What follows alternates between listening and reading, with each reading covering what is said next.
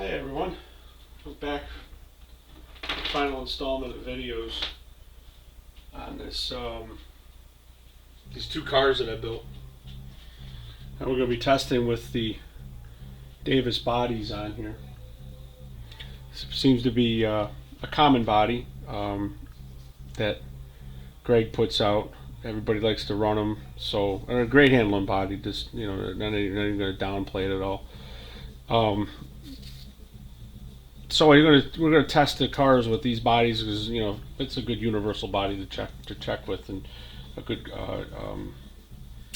what's the word I'm looking for? A good baseline. This is the black one. Got all the shoes worn in just right, as you can kind of see there in the video or in the camera. Hopefully, these shoes are wearing dead perfect. That one's got a little bit of a dip right in the back of it. I could take it off and flat sand it and get that out, and it might make it better. But you watch this car run, you're like, yeah, that's fine, dude. Don't worry about it. That shit'll wear in.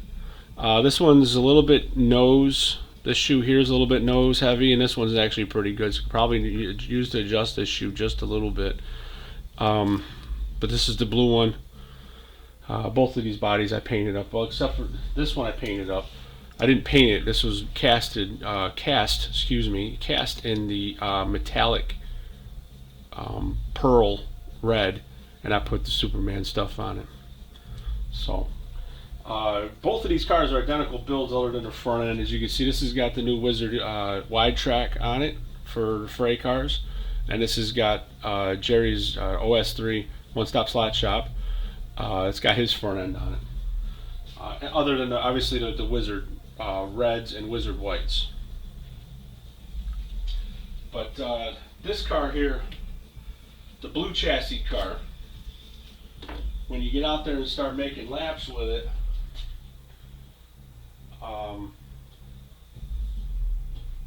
it will. Trying to clear out my lap times here. Find my cursor. There we go.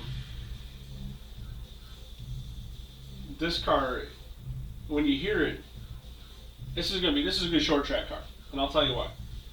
I might be able to work on it a little bit more, get some more top end speed out of it, but as it sits now, it's a good short track car.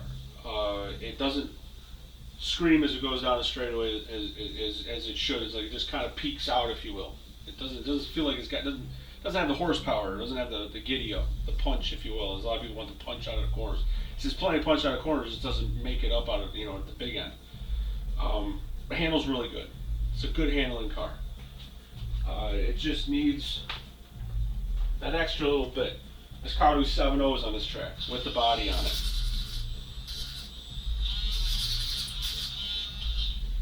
So let's go make some laps. You can see how it runs and.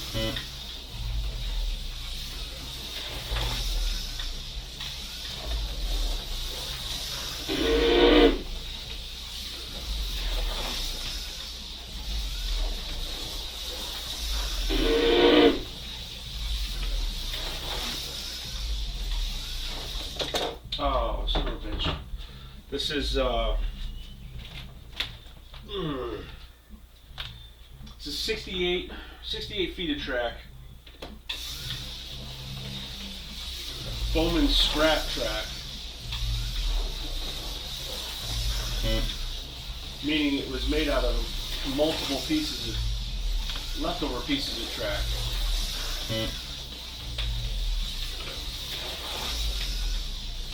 We put it all together to form what you see. And I can't drive. I can't drive.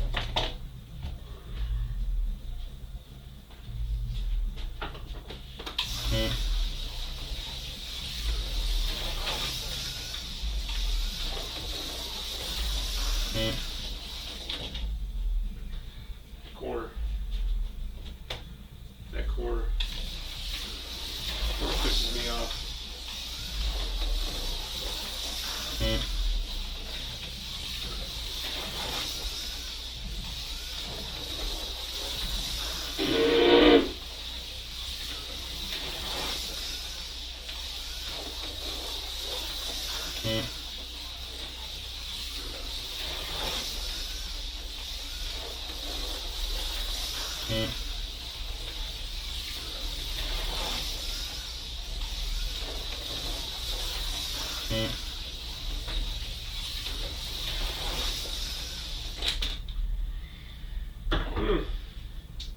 7.2s and 7.1s.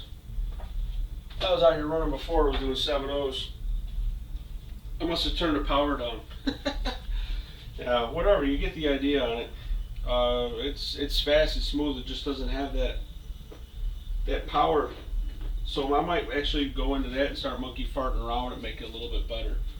We'll put this one on here, and you can hear the difference on this. This car has absolutely zero brake to it at all. If I take the brake off, I can stop about here, it'll still crash into the corner. It's built so much speed, so much snap punch coming out of the corners. It builds up the power so fast, it keeps pulling down the straightaway, it doesn't stop. So I put the brake on minimum on 1, and it actually stops the car too much. If I crank this brake all the way up, it'll actually pitch the car sideways when it comes to a stop. It's weird. Never seen that before. But you'll hear the difference in the car. It's back off some sensitivity a little bit. This thing's an animal. This will do 6.9s all day long. And it's a lot quieter on the track too. And I don't know why.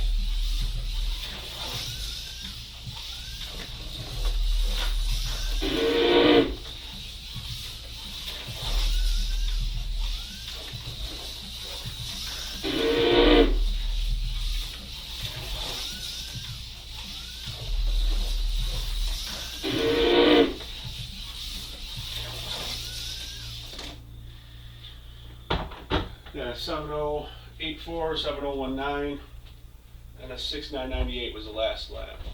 So broke into the 6s.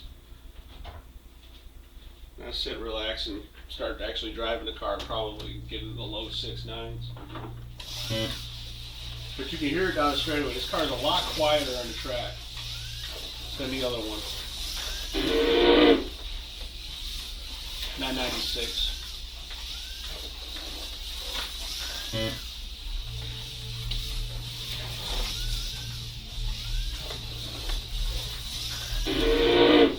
902. Mm.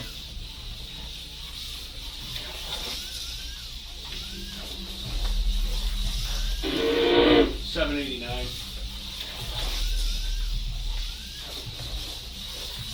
Mm. That was an 877. This car is more flat, more planted, and I don't know if it's the front enders, you know, whatever. People are saying that by putting the wide track on there, it. One of my friends drove the car with the wide track, changed a good car that he had, put the wide track front end onto it, and he was instantly broke his track record. It was 0.2 of a second a lap faster, tenth of a second a lap faster, just by putting a front end on. That says a lot. That's huge. Well, I'm not, trying to portray and sell Wizard products here, but I'm just not even doing a review on it. But I'm just basically stating and noting that it's a good front end. I like it, and I like how this car feels. And maybe I'll put the wide track on that chassis and see what it does. That might involve another video for all I know. But this car here is an animal. It's ready to go to the owner's house or to get put in the mailbox. Unfortunately, you won't get it in time for the holidays for Christmas because that's tomorrow. So this was filmed Christmas Eve. I don't know what time it is. As if it really matters. 10:55 at night.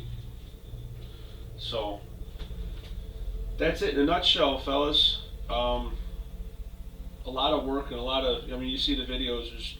There's some stuff that weren't done in the videos on building these cars. Some off-camera stuff, some minor tweaks. Nothing secretive. It was just more adjustments that was going to waste video time that nobody needed to see. Because I already made all the adjustments that needed, showed how to make the adjustments. It just needed a little fine-tuning, a little tweaking to make it better, to make it that much more efficient, to make the car that much more efficient. So that's why there's probably another hour worth of tweaking and fine adjustments. A lot of time goes into building a freight car that's fast and competitive. This car here can go to the nats and probably do pretty damn good in the right hands. Because it drives a lot like my freight car that I have. That, like I said, the one that I raced at the Nats, it drives a lot like it. It's a little bit, it brakes a little bit more. It has better brakes. Let's say that when they're on, without the brakes. I'll just show you real quick without the turn the brake off. Just put it in the middle. And you can listen to it go around the track, go down the straight. I can't drive the car without the brake because I'm used to driving it, driving this track, stopping at a certain spot, and now I have to stop like try to stop an extra foot sooner. So I'm all a mess.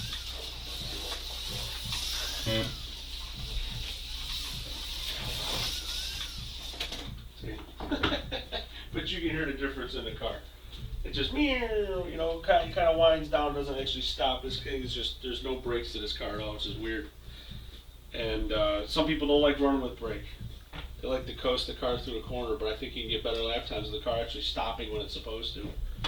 So with that being said, that car I'm not even tossing to leave that thing alone. This one here I'm probably going to mess with a little bit. I might change out the front end, and it might warrant another video just for comparison purposes. But this is still a good car. It's a good short track car. Funny how you build a car exactly the same, both cars exactly the same, with the exact same parts and the same downforce, same Gauss meter on the magnet, same ohm resistance. I mean, everything's the same other than rear tires and a front end, and they're 2-3 tenths of a lap slower. Different. It's crazy.